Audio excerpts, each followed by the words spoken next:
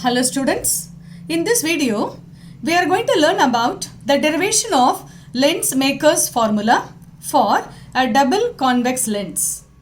Why this is called Lensmaker's formula? Because this formula helps the manufacturers to design lenses of proper focal length from a glass of the given refractive index, and so it is called as Lensmaker's formula. Here is a double convex lens. You can see on both surfaces it is bulged outward. And here in front of this lens we have taken object at the point O, and there are two faces we have to consider. ABC is one face and ADC is a second face of the given convex lens, that is double convex lens.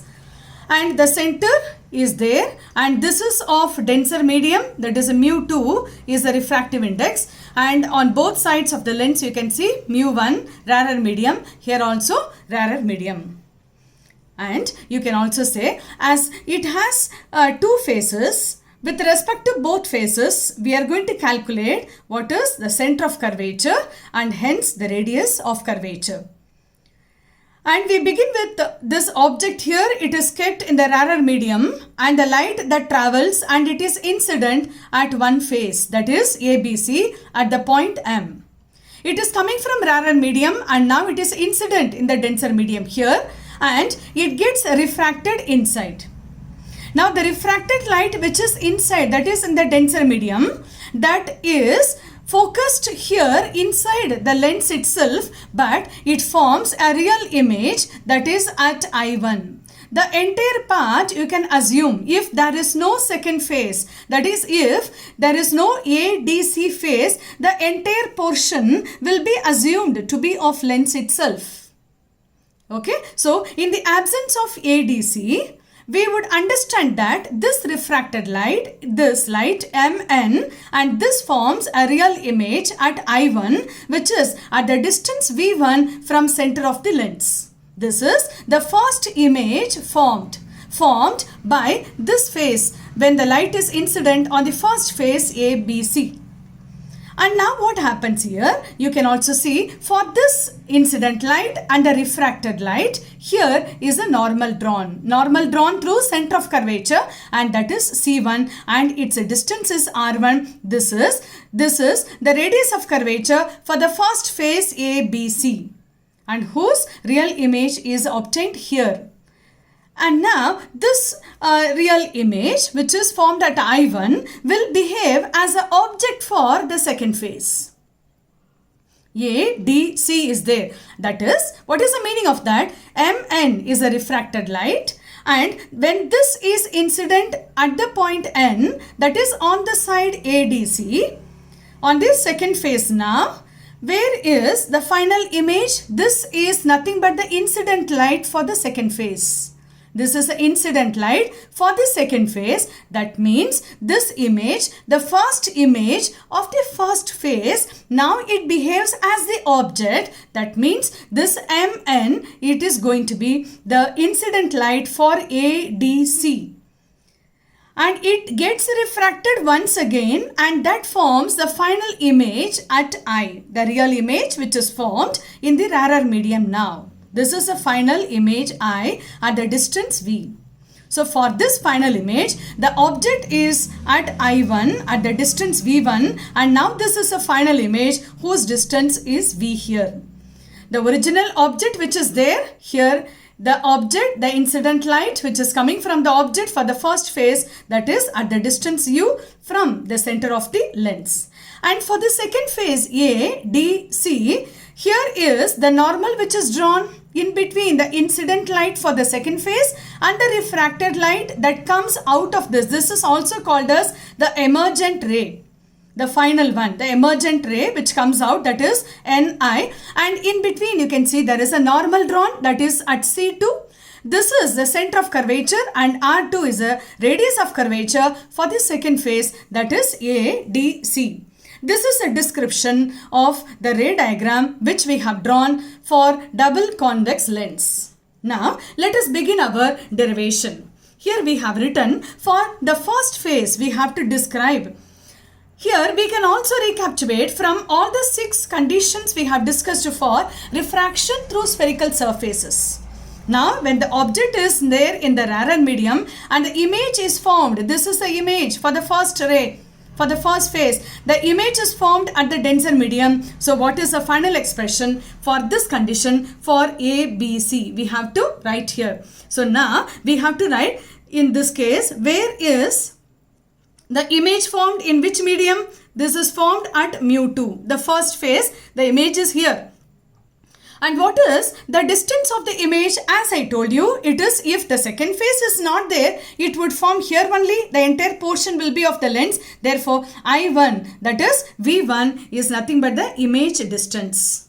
Minus, where is the object? Object is at mu1. So, mu1 upon what is the distance of the object from center? That is for this phase, for the first phase. So, we have written. And hence, you can also write mu2 minus mu1 upon the radius of curvature for the first phase. This is the radius of curvature for the first phase A, B, C. Therefore, I am writing the equation here. This is going to be equation number 1.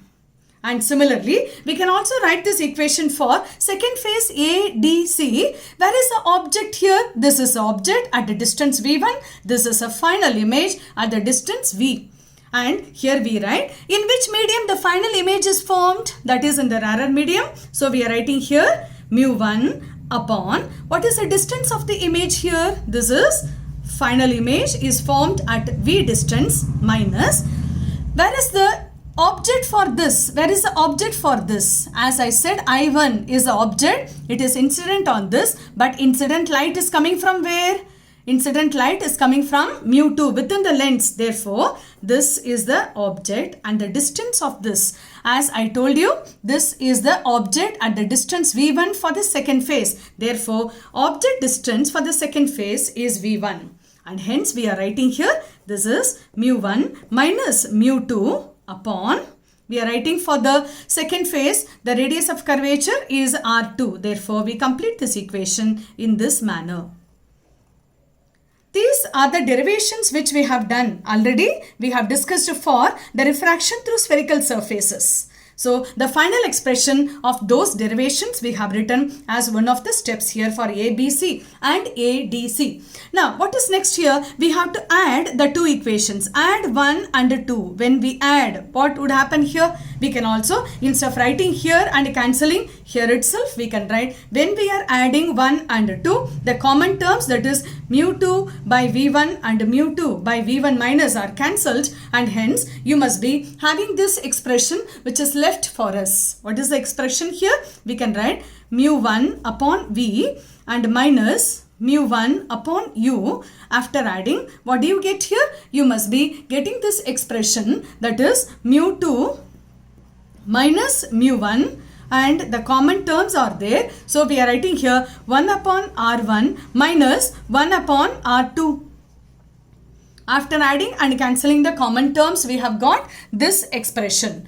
Now what we can do, this mu1 also we can take common and we can bring it to the denominator on the other side of the equation. So we are writing 1 by V minus 1 by U and that is going to be here. This mu1 is a taken common and brought to the opposite side. Therefore mu2 minus mu1 upon mu1 and the same bracket whatever we have 1 upon R1 minus 1 upon R2. This is there still in the expression. What we have to do now, we can simplify this. How do we do? Still we are writing 1 by V minus 1 by U. That is going to be this mu2 upon mu1 minus 1 because this is mu1 by mu1 and the bracket 1 by R1 minus 1 by R2 is still there.